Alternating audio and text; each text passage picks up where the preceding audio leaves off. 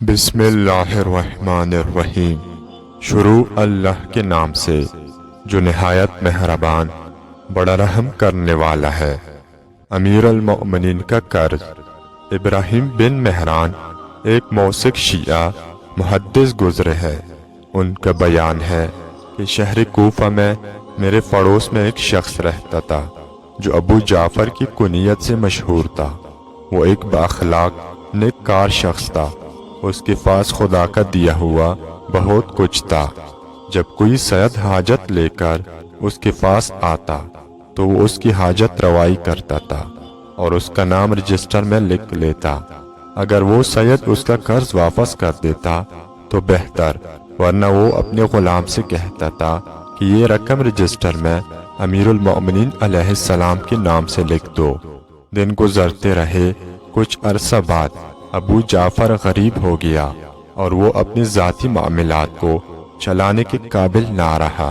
ایک دن وہ بیچارہ رجسٹر کھول کر اپنے مقروض افراد کے نام دیکھ رہا تھا کہ اگر ان میں سے کوئی زندہ ہو تو اس سے اپنا قرض طلب کرے، اور اگر کوئی مر گیا ہو تو اس کے نام کو رجسٹر سے کاٹ دے۔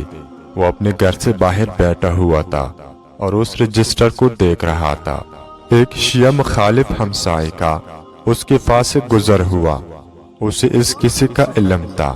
اس نے اس کا مذاق اڑاتے ہوئے کہا، سناؤ، علی ابن ابی طالب نے تمہارا قرض ادا کیا ہے یا نہیں؟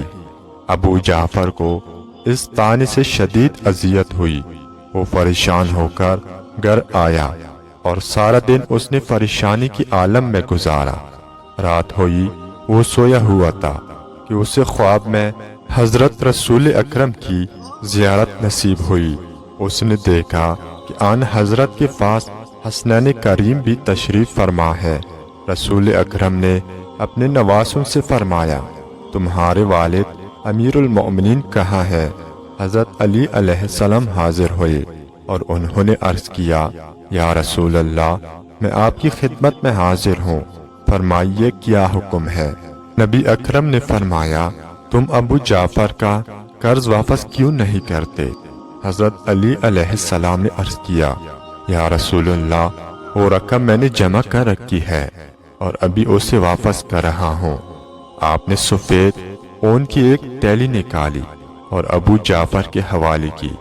رسول خدا نے ابو جعفر سے فرمایا، یہ تیلی لے لو، اور آئندہ جب ہماری اولاد میں سے کوئی غریب تمہارے پاس آئے تو اسے خالی ہاتھ نہ لوٹانا۔ اللہ تیرے مال میں برکت دے گا اور آج کے بعد تم کبھی مفلس نہ ہوگے۔ ابو جعفر بیدار ہوا تو اس نے دیکھا کہ اس کے ہاتھ میں سفید تیلی تھی۔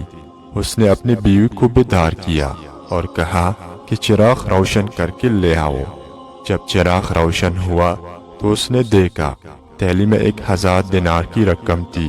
پھر اس نے رجسٹر اٹھایا اور حضرت کے نام کی رقم گنی تو وہ بھی 1000 دینار تھی۔ یوں حضرت علی علیہ السلام نے اس کا قرضہ چکا دیا۔